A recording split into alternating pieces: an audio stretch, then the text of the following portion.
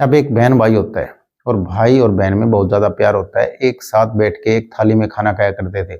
लेकिन बहन एक दिन बीमार हो जाती है। उसके बाद भाई परेशान हो जाता है, इधर से उधर डॉक्टर को दिखाता है, लेकिन बहन ठीक होने का नाम नहीं लेती। उसके बाद बड़े डॉक्टर के पास जाता है। वहाँ पे पैसे ज़्यादा लगते हैं। वो एक एक करके सारी चीज़ें बेच देता है, अपनी बहन का इलाज कराता है और बिल्कुल स्वस्थ हो जाती है। लेकिन एक ये भाई और दूसरा जो कहानी सुनाने जा रहा हूँ वो भाई, आप ये कहानी सुनोगे तो आपके पैरों तले से जमीन खिसक जाएगी, आपके होश फाख्ता हो जाएंगे, आप में सिरन सी पैदा होगी। तो आज की ये कहानी। तो नमस्कार, आदाब, सत श्री अकाल। मैं रवि शर्मा हाजिर हूँ एक और क्राइम की कहानी को लेकर। लेकिन आज की क्राइम की कहानी उत्तर प्रदेश का एक जिला है कासगंज, और इसी कासगंज जिले में पटियाली कोतवाली इलाके में एक परिवार रहता था। अब परिवार में 3 लोग होते हैं। अब एक माँ होती है, 2 बच्चे होते हैं। अब पिता का पहले स्वर्गवास हो चुका था, अब उसका देहांत हो चुका था। अब 2 बच्चे होते हैं। लड़का बड़ा होता है जिसकी उम्र 19 साल होती है, नाम संजू होता है। अब लड़की 17 साल की होती है।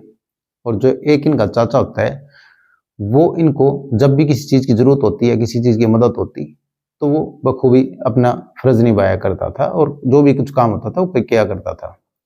लेकिन जैसे जैसे समय बीत रहा था उसी हिसाब से घर में सब कुछ ठीक ठाक चल रहा था। लेकिन बच्चों की माँ को किसी रिश्तेदारी से एक दिन फोन आता है और वहां पे किसी रिश्तेदारी में उसको जाना होता है। अब वो बच्चों से कहती है कि तुम मेरे पीछे से ठीक ठाक रहना, मेरे को किसी जरूरी काम से अब किसी रिश्तेदारी में जाना है।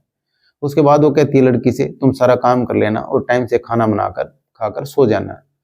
उसके बाद लड़की बोलती है ठीक है। अब उसकी मम्मी वहां से चली जाती है।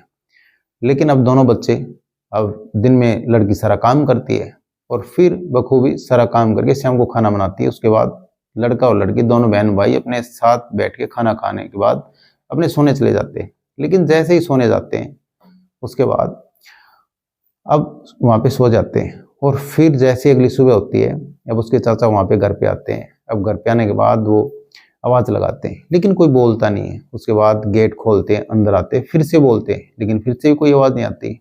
लेकिन जैसे ही उसको कुछ शक होता है, अंदर जाता है, फिर वो दरवाज़ा फिर से खोलता है। अब देखता है कि लड़की यहाँ पे अब सो रही है। उसके बाद उससे आवाज़ मारता है, उठती नहीं है। अब नब्ज़ टटोलता है और फिर देखता है लड़की की नब्ज़ ही नहीं चल रही है। उसके बाद उसके होश फाख्ता हो जाते हैं, उसके पैरों तले से ज़मीन खिसक जाती है। आखिर ये सब क्या हुआ? फिर वो पुलिस के पास जाता है और पुलिस में कंप्लेंट देता है। अब जैसे ही पुलिस आती है, अब बॉडी को अपने कब्जे में लेती है, पोस्टमार्टम के लिए भेज देती है। लेकिन जैसे ही बॉडी को पोस्टमार्टम के लिए भेजती है, पुलिस फिर उससे पूछती है कि यहाँ पे कौन कौन था। अब उसका जो लड़की का चाचा होता है वो बताता है अब इसकी जो मम्मी है वो किसी गांव गई हुई है और दोनों बच्चे यहीं पे थे, लड़का और लड़की। उसके बाद वो लड़के की पुलिस पूछती है वो है कहाँ पे। अब वो बताता है कि उसका कोई अता नहीं, पता नहीं। उसके बाद पुलिस उस लड़के तक पहुंचती है। शुरुआत में नहीं मिलता, लेकिन अब पुलिस उसको ढूंढ लेती है और फिर अरेस्ट कर लेती है। अब जैसे ही पकड़ती है पुलिस, उस लड़के से पूछताछ करती है। अब वो बताता है मेरे को कुछ नहीं पता।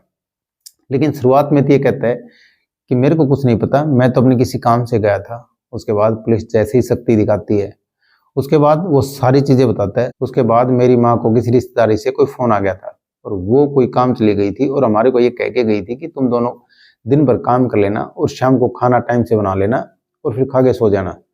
उसके बाद जैसे ही सारा दिन काम कर दे, लेकिन शाम को खाना बनाने के बाद फिर खाना खा करके हम सो जाते हैं। उसके बाद 3 फरवरी 2024 की रात को अब लड़का जैसे ही सोता है और लड़की भी सो जाती है वहीं पे। अब दोनों बहन भाई साथ सो जाते हैं।